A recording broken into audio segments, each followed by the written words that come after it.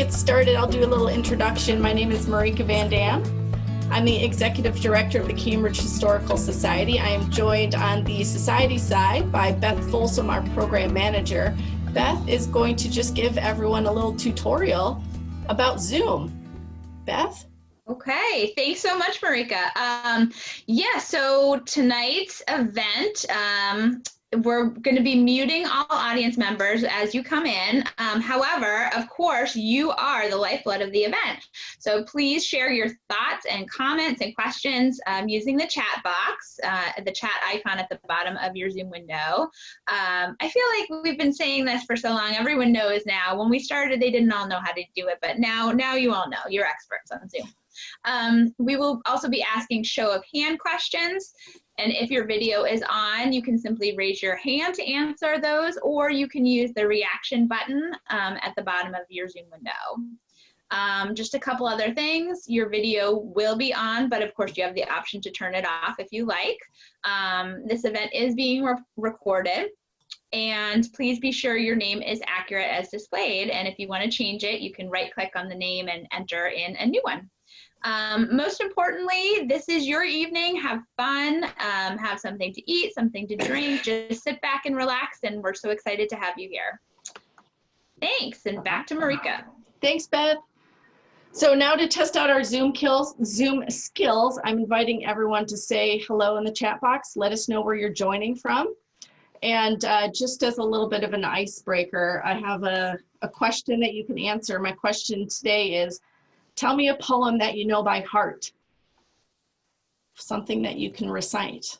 I'm very curious what people have to say. I will share that, I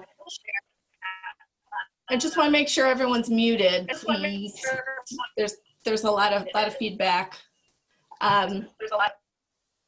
I'm hearing myself as an echo. So I just wanted to share that I, in 7th grade, memorized the first stanza of Edgar Allan Poe's The Bells, and I can still recite it. So that's something. Would love to hear what other folks can recite by heart. I will say also, in college, I had to memorize Lady Macbeth's sleepwalking scene, and I could still recite that maybe after a couple years, but it came in handy during the pandemic when, out damn spot, when we were all washing our hands. So some good answers there. Let's see, so nice to see everybody is coming from, Fast and Furious. Maryland, Boston, Iran, cool. I know Twinkle Twinkle in Latin, awesome. Okay, Alston, hello. Virginia, excellent, awesome. Stopping by the woods on a snowy evening, excellent, great stuff. Thanks everybody for sharing. Feel free to keep sharing in the chat box. The whole point of tonight is talking. Robert's going to be primarily answering questions tonight from everybody, so please feel free to keep typing. So this is our last event in our brand new series, Shaped by Cambridge. This is the 4th and final. We've been talking with famous or infamous folks from across our city about how the places influenced them. If you missed our other events, check them out. They're on our YouTube channel. Feel free to subscribe to that to get access to all of our videos. We are planning a 2nd series. So if you can think of anyone who should be featured on the series, please do let us know. Minnie Kaling just had a baby, so we're not going to bother her right away, but please be thinking of some other folks. So I know we have a lot of new folks joining us tonight who might not know a lot about us. By way of introduction, the Cambridge Historical Society is committed to exploring with you how the past influences the present in order to shape a better future. We don't do history at you, we do history with you. And if you want to learn more about us, you can check out our website and follow us on social media. We're going to drop some links in the chat box. So before we begin, I do want to acknowledge that the places where the Society works and gathers are on the traditional land of the Massachusetts people. So feel free to add in the chat box an acknowledgement appropriate to where you live. So we're grateful tonight to not only our guest, Robert Pinsky, but to all of you, all of our supporters and members. Thanks to the generosity of you and others, tonight's event is free. So we hope that you will help us keep important events like this free for everyone by making a donation. I can't stress enough how every gift truly helps. And so many of you have dropped 5, 10, 25 bucks to help us out tonight, and we really appreciate it. I'd also like to thank tonight's corporate sponsors, IRB Real Estate, Cambridge Savings Bank, S&H Construction, the Harder Group, Cambridge 7, and Cambridge Trust. Thank you to all of our sponsors. So without further ado, I'd like to introduce tonight's special guest. Robert Pinsky is a poet, essayist, translator, teacher, and speaker. He served an unprecedented 3 terms as U.S. Poet Laureate. And during that time, he founded the Favorite Poem Project, where thousands of Americans shared their favorite poems. I can't tell you how beautiful and wonderful it is, especially in these times, to go and check out those poems. You can go to their website and see people talking about their favorite poems. It's beautiful and amazing, and you need it. And it's all archived here in Boston over at BU. He's published numerous books of poetry as well as other works such as translations and essays. He's a professor of English and creative writing in the graduate writing program over at BU, and he lives here in Cambridge. Now, one thing that I do love about Robert's work is that he really tries to make poetry accessible to everybody. He challenges the idea that it's only for a certain kind of person. It's really the attitude we take here about history. It's for everybody. Case in point, he shared stages with world-class musicians. That's how I first heard of him. He's voiced himself on an episode of The Simpsons, and he appeared on the Colbert Report back in 2007 to moderate a meta free-for-all, Shall I Nail Thee to a Summer's Day? And I watched it yesterday twice, and it was the laugh I needed. So I recommend going to Comedy Central's website and just dropping that in. It's worth it, and you may want it after the debate. I don't know, or before. Just go check it out. And the other thing that I thought was funny, and I don't know if you remember this, Robert, or anybody who watched the episode that you're on of The Simpsons.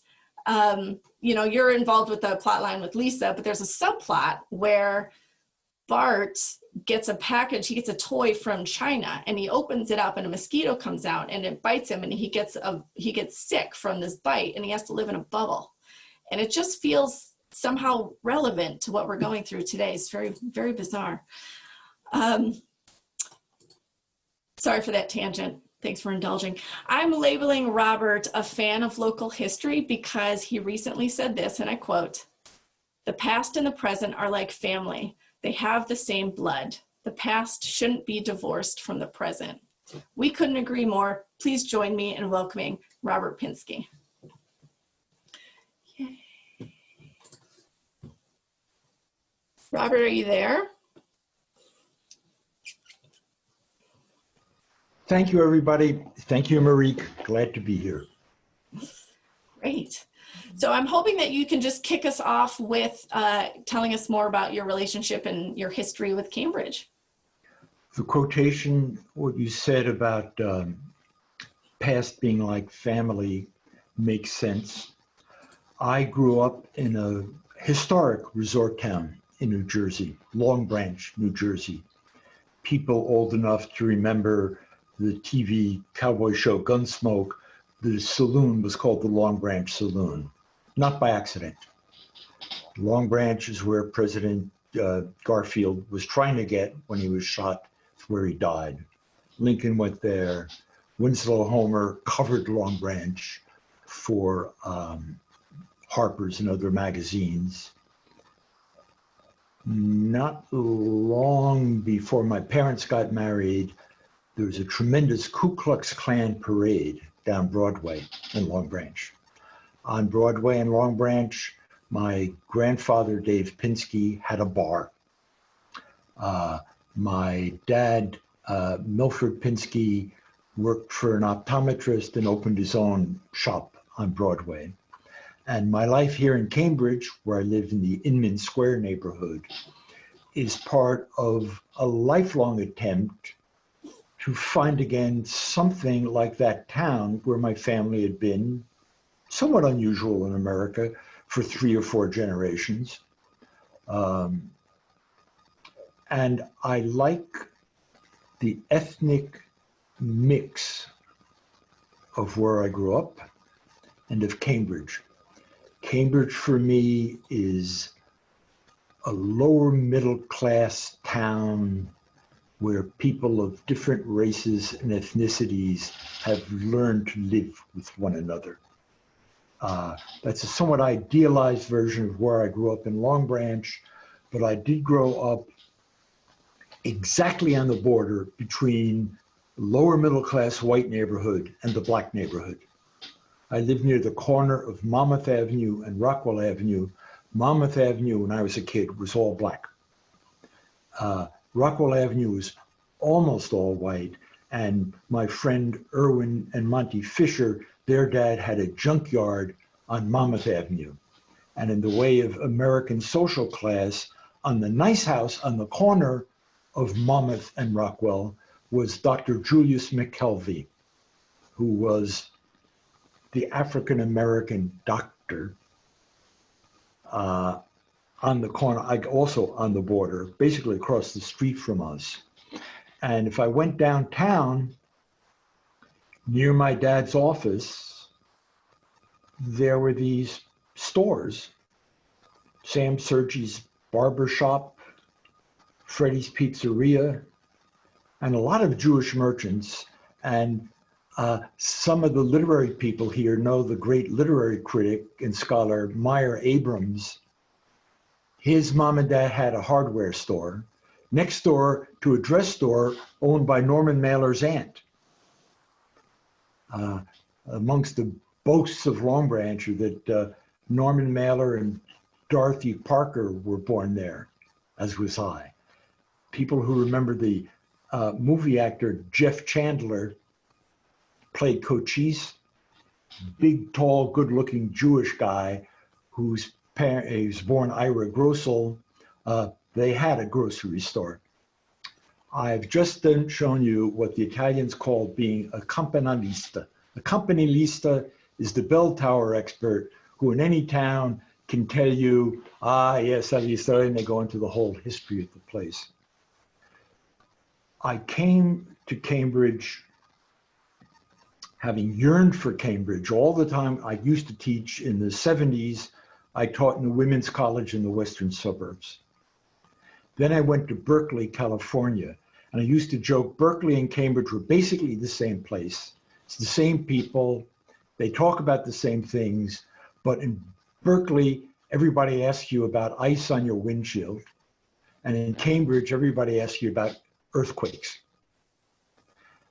And when my wife and I had to decide, I came to back to the Boston area, having, just as you could say, New Jersey yearns for New York, a resort town all the more.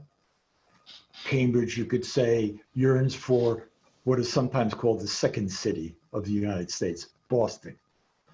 And that idea of wanting to attain even more, and also being in a place where you know people. I now love going to the New Deal Fish Market, where Carl Fantasia is a friend. The Pacheco family have Inman Hardware, and I can feel I'm recreating downtown Long Branch in Cambridge. When we were deciding, I lived in Berkeley for 9 years. My two older daughters graduated Berkeley High. Were we going to move back or not? I had what was supposed to be a visiting year at Boston University. Should we move back? And the moment when we realized we were going to move back had to do with driving in a neighborhood of triple deckers, mom and pop stores. And I realized that looking at a certain kind of lower middle class neighborhood, for me, the joke I made at the time was, it's like Wordsworth looking at a lake. That speaks to me. And I'll read my poem, House Hour, which is a poem from that moment of deciding I was going to be here. I was going to be more successful creating the community of my childhood here in Cambridge, than where the vegetation is similar and the seasons are similar, than I had been in the perfectly wonderful, nice place of Berkeley. House Hour. House Hour. Now the pale honey of a kitchen light burns at an upstairs window, the sash across. Milky daylight moon. Sky scored by phone lines. Houses in rows, as patient as cows. Dormers and gables of an immigrant street in a small city, the wind-worn afternoon shading into night. Hundreds of times before, I have felt it in some district of shingle and downspout at just this hour. The renter walking home from the bus, carrying a crisp bag. Maybe a store visible at the corner, neon at dusk. Macaroni mist on the glass.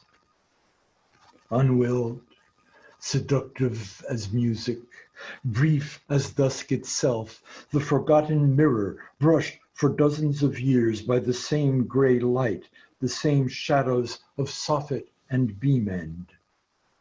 A reef of old snow glowing along the walk.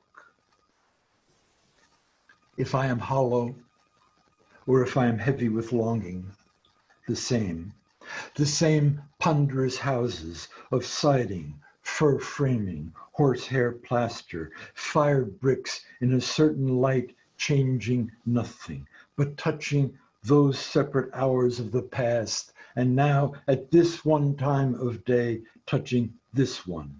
Last spokes of light, silvering the attic dust. Not to write literary criticism about my own poem, but I always like having that mirror, the forgotten mirror in the attic, because the last two words of the poem, attic dust, can sound like it's talking about ancient Greece. And it's also about the attic in that house with the dormers. My first book of poems was called Sadness and Happiness. And the title poem was a long poem. It was a game my wife used to play with the little children when they were small. Tell me one thing that made you happy today. Tell me one thing that made you sad today. And sort of it's in lieu of or with a bedtime story. And it's a longish poem, too long to read here. But a main scene in that poem is Central Square.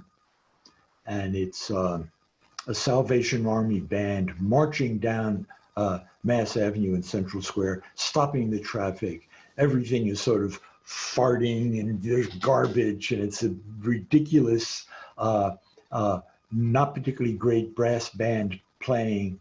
And as I say in that poem, oh, here is Susan Nussbaum with the very book. Yeah, that's the Princeton reissued the book with my my face on it. And when I wrote that about Central Square, I felt it, I saw it, I loved it. And I was still living out in the western suburbs thinking how cool it would be if I could be one of the sophisticated people actually living in Cambridge. So that's a somewhat long-winded start, Marique. Any other questions anybody has, I am glad to respond. And I love looking at this screen. On this screen, I see my friend Georgia Court. I see my high school friend from the band, Marina Christopher. I see my former student, Kieran Kapoor. I see Tom Yule, who said in the chat that he had memorized Frost's directive. So as is my theme for the evening, thank you all for helping me feel at home. Thank you. That's such a great introduction. And yeah, if anybody has questions, fire away. Put them in the chat box. We'll get to them. I guess it was interesting for me to hear about, you know, your longing to come back to Cambridge. And I'm wondering, how much did the history of the amazing poets that have been here in Cambridge. Like, did that have any weight with you? I mean, going back to Longfellow and James Russell Lowell, all the way up to, the amazing poets that live here today, right? Nobel Prize winning Louise Gluck, who wrote, "I thought my life was over and my heart was broken, and then I moved to Cambridge." I'm proud to say that book is dedicated to me and Frank Vidart, in which Louise says that, a dear friend.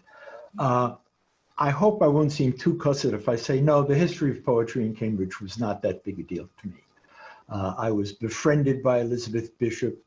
The last time Elizabeth appeared in public was at the Grolier Bookstore book party for my book, Explanation of America. Lowell was very nice to me. I revere Longfellow. He did a great translation of the Inferno of Dante. I've never been, I like lore. I like thinking about the people who owned my house before. I like that in front of my house on Maple Avenue, there's an iron cleat where horses were tied up. I like the railroad going through Cambridge. There are literally two sides of the tracks in Cambridge. And I've never been a great one for doing literary pilgrimages. I've been to Keats's house in Hampstead. I've been to his apartment in Rome. Somehow, I've almost liked not being a devoted tourist of that kind. So I grew up with the idea of being moved by elegy. The town isn't what it used to be. Could have been the Long Branch slogan. It's actually entertaining a nation or something. But in a resort town where it's seasonal, like the Cape, people are saying it isn't what it used to be. That's moving to me.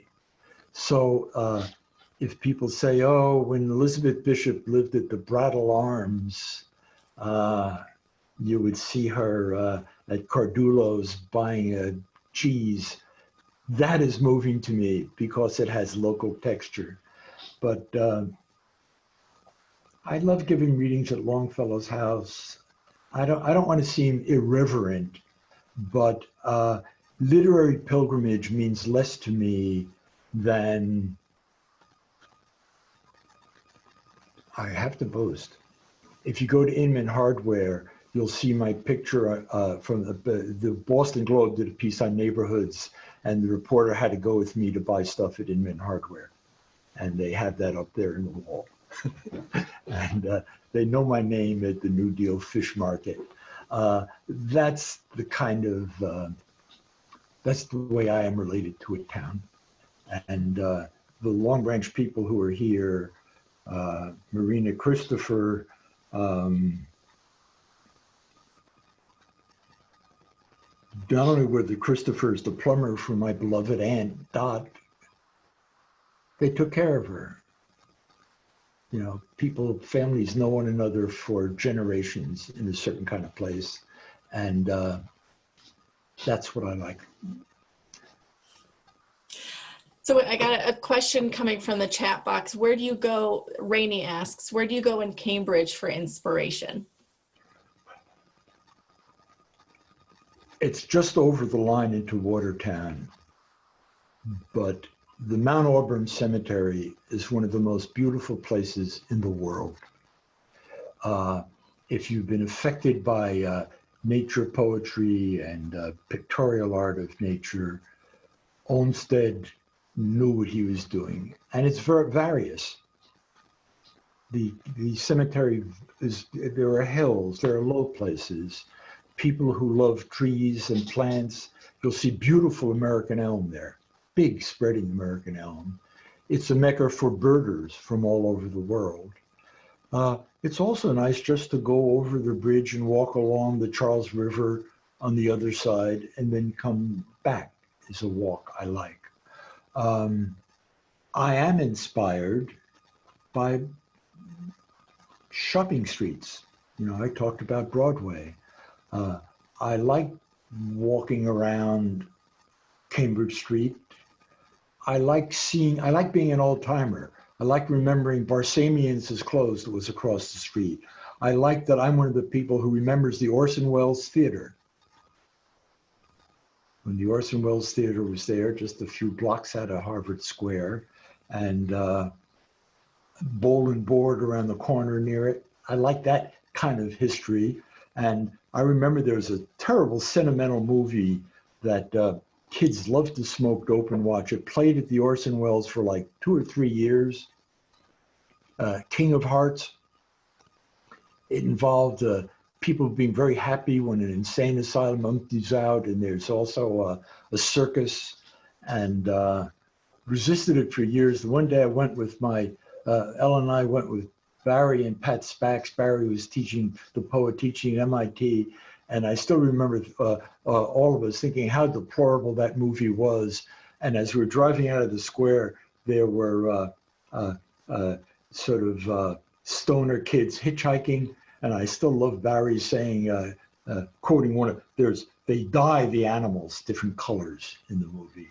And I remember Barry driving by the kids hitchhiking saying, sorry kids, wait for the pink dromedary. So that's my kind of local color and local inspiration, is remembering a funny remark my friend made when the Orson Welles Theater used to be there. And it showed classic films, but also on one screen, they were always showing King of Hearts. Well, I am getting some questions in the chat about picking favorites in Cambridge. What are your favorite places, favorite squares particularly? I'll read just a part of Sadness and Happiness that has Central Square in it. Back from Vermont, guess I can do the mockingbird's gray blur, dabbling wings and tail in a gutter, all in a way fraught, full of emotion, yet empty, waiting like houses and cars. Back from Vermont, then the iron dusk of Cambridge, Central Square, suddenly a Salvation Army band marches down the middle, shouldering aside the farting, evil-tempered traffic, brass pitting its triplets and sixteenths into the sundown fray of cops, gesturing derelicts, young girls begging quarters, shoppers and release secretaries, scruffy workers and students, dropouts, children whistling, gathering as the band steps in place, tootling and rumbling in the square now, under an apocalypse of green and pink sky, with paper and filth spinning in the wind, crazy, everybody, bank, band, audience, city, Lady Trumper, fiddling spit valve, John Philip Sousa, me, Christianity, crazy, all empty. So that's Central Square. I can't say now I'll take a walk heading, I guess it would be east from my neighborhood, and seeing those still largely Portuguese streets, but they're getting gentrified.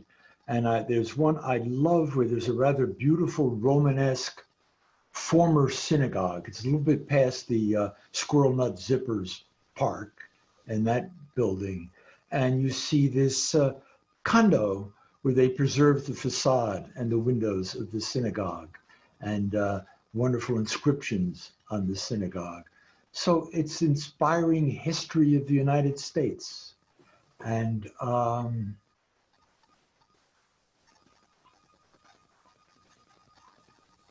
honor the abolitionists. I honor Longfellow. I certainly honor Bishop and Lowell. And I'm trying to be really candid about why I like living where I live. And I like the mixed. My favorite things in American life are not pure, they're mixed. And I like the mix of Cambridge. It's like the mix I grew up with.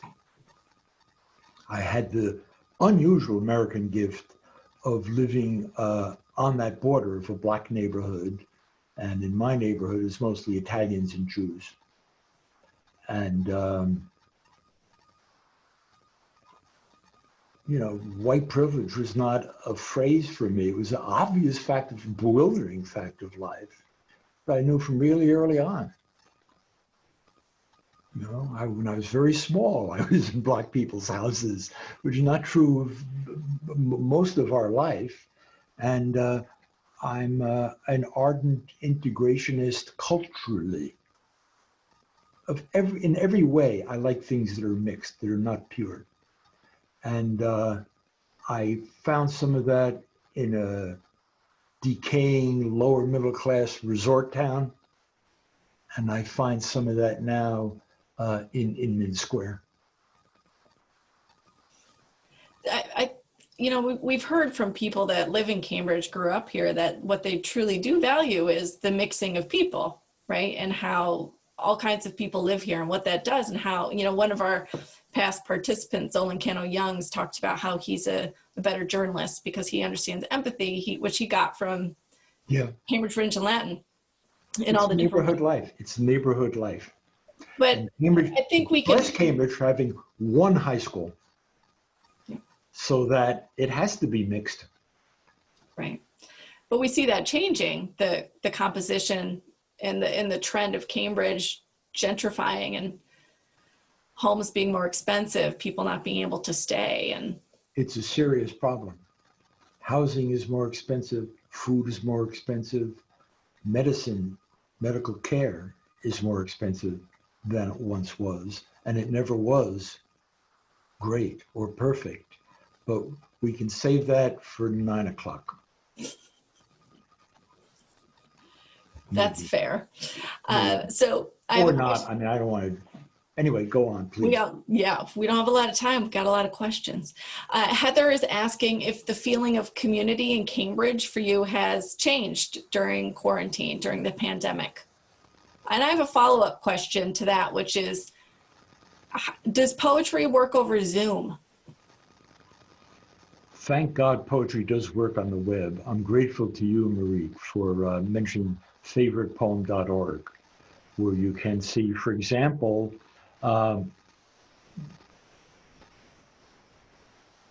Reverend Haynes talking about his Irish school teacher that gave him Longfellow's Psalm of Life, brother of the drummer, Roy Haynes. You can see a South Boston kid read the Gwendolyn Brooks Golden Shovel poem. It works on the web. I'm teaching wonderful students now by Zoom. Because of my age and some conditions, I don't teach in person. It works and it's diminished. There is loss. You can try to make up for the loss. I have talked a lot about retail. I talked about my grandfather's bar and the Ira Grossel family store and the Christopher family plumbing business. The pandemic hurts all of that. Restaurants, obviously. Restaurants the most. And now as the weather's getting cold and the numbers are going up, I can't cleave to it as much as I want. I try real hard to make my major purchases. If I have to buy appliances, I want to buy it for my person. But I don't think any of us ever could really completely avoid Amazon. And it's harder now. So it isn't only the literal economic cost of the pandemic, it's the neighborhood life that we're talking about is damaged by it. I'm now, I should stop posing as lower middle class. I'm now a very prosperous professor. I'm pretty high in the middle class. And I'm afraid when the very wonderful Eliana, who does house cleaning for me, I'm afraid when she comes here from Chelsea. These are realities of this moment. And the effect it has on poetry is serious, but poetry is just so strong. It's like singing and dancing. Everybody wants it. So poetry can survive the pandemic and the web just fine. Poetry is like breathing. Everybody wants it. It's kittyware, kitchenware, yard goods, carpeting, plumbing supplies, hardware that suffers. And I grew up thinking of all of that stuff as part of what keeps people together and brings people together. One of the ways that Cambridge would get together was in music venues, and I know that you've performed Yes. with venues. Can you take us to a happy time? What places did you go? Any fun memories? Passim is wonderful. My personal memories, Oberon brought back the old idea of cabaret. I did poem jazz at Oberon with, it actually turned out being they're good jazz musicians. It's the rhythm section.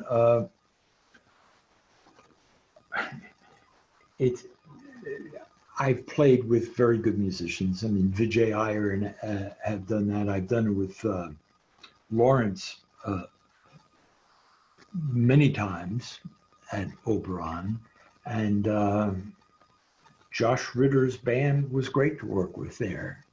And Josh, one of his starts was playing on the street here before he became famous, and he played Passim and came back. The Middle East is now gone and lost. And when I moved into the neighborhood of Riles had already become more of a Latin music club. It already had been less of a jazz club than it used to be. I'm a kind of newcomer to Cambridge, much as I love remembering the Orson Welles. And when I went to the movies in the Orson Welles, and when I first went to Legal Seafood, I was living out in Wellesley. I thought it'd be great to live here, but I couldn't afford it. I'd love for everybody in the chat box to just drop in their first date in Cambridge, the first numerical date, not romantic date. The first, when they were first in Cambridge, be it born or move here. I'd love to just see what people think. Yeah, and keep those questions coming. I can't remember the name of the politician I met, an eminent Massachusetts politician. He's a third generation politician. And for his grandfather, an Irish guy, to buy a house on Brattle Street was a great, defiant overcoming of the old Yankee hierarchy. And he told me about how in his family it was a passion, and it was a big deal that that they bought a house and they were going to live on Brattle Street. So a lot of dates are coming in. So some people are saying they were in the hospital, 1941, when they were born, to August 22, 2020. So a recent Cantabrigian. So and everybody in between. So that's so great. I may be wrong. I think the poet Gail Mazur may have been born at Mount Auburn Hospital. That's awesome. Gail's great. That's So just because I have the floor, I'm going to ask a personal question for myself. I have an almost 3-year-old daughter, and she's just starting to learn the power of words. And she is obsessed with rhyming. She loves to rhyme. And it's so interesting to see her finally realize that words have power. And I'm wondering, how do I foster that, continue to foster that in her? And I'm also curious what poems that you would read your children. Walter Delamere. Read Walter Delamere to your daughter. There is a book still in print. It's kind of fat, but it's better than nothing. There's too much in it. Robert Louis Stevenson's Child's Garden of Verses.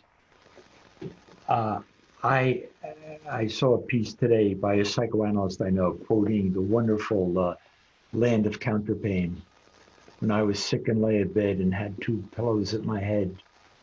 I won't do the whole poem. The last stanza is, child, I watched my leaden soldiers go. And so the last stanza is, he's in bed, he's sick. He's playing with he makes a world on the counterpane, the quilt in front of him.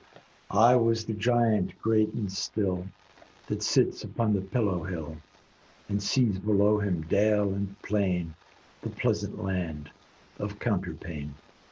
And I was the giant, great and still, that sits upon the pillow hill. Don't underestimate the power of rhythm for your daughter. Read To Earthward by Robert Frost to her. Read Wallace Stevens to her. Don't have a seminar. It's usually an insult. Say, what does that mean? What are you about? What's that about? Forget that. Just enjoy the tune. Love at the lips was touch as sweet as I could bear, and once that seemed too much, I lived on air that crossed me from sweet things. The flow was at dusk from hidden grapevine springs downhill at dusk. Read Emily Dickinson to her. Read Further in Summer Than the Birds to your daughter. It's like music or dancing. It's in her. Don't have a seminar with her. Read it to her as you would sing to her. Thank you. I think we have time for just a few more questions. So if anybody wants to pop them in. I've made serious promises that I'm not going to go past like 20 after. So by 8:23, I'm going to be out of here so that people have time to inhale and pour a drink before they watch the debate. Yeah, there's a lot of comments, so I'm just going to ask Beth. Beth, have I missed a question that you want to draw some attention to? Oh my gosh, there's so many good ones. It's so hard.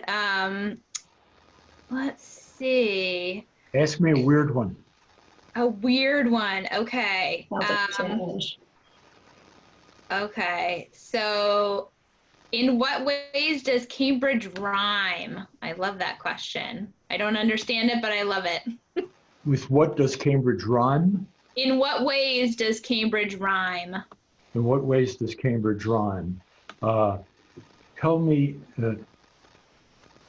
you could list the neighborhoods in iambic pentameter. There's Inman Square, North Cambridge, Central Square. So Cambridge rhymes because it's full of amusing place names. There's one that's sort of called something like Harrington Wallington. I have it wrong. But Cambridge does have some, was it Harrington? I wonder if anybody knows. Something a lot like Harrington Wallington. Wellington Harrington. And Cambridge rhymes because you have Stella Bella Toy Store until recently, and the Stella Bella Toy Store was not far from Cafe Portugal.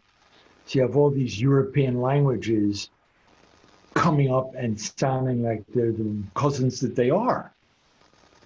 You know, the Portuguese of Casa Portugal and the Italian of Stella Bella are both parts of when the empire was colonizing and raping and expropriating all of these people all around Europe. They settled down, and the Roman soldiers worked out these forms of communication with the people in what became Portugal and Italy and France. So you had these Romance languages that are all up and down Cambridge, and they rhyme figuratively and literally.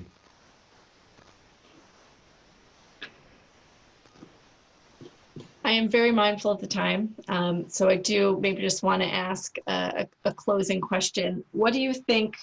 What do you hope Cambridge becomes famous for in the future? What are we going to succeed at? I hope Cambridge becomes famous for taking its long liberal history and applying it to social problems in ways that are aware of community colleges. I hope somebody who's thinking about giving $150 million to some Ivy League school will realize that instead, the really important, crucial student per course unit that are taking place, and most of it in the country, is happening in community colleges and state colleges.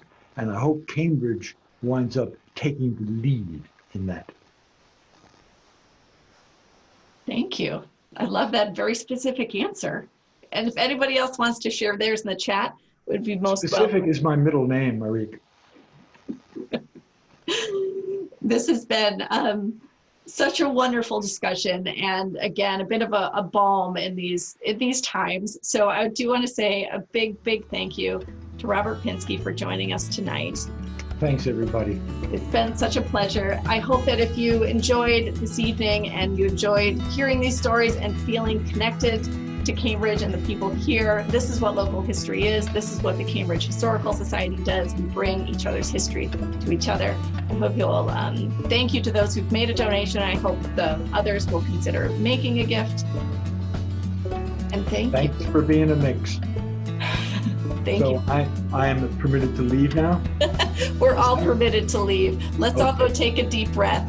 Okay, many thanks. Thank you so much, everybody. Take good care. We'll see you soon.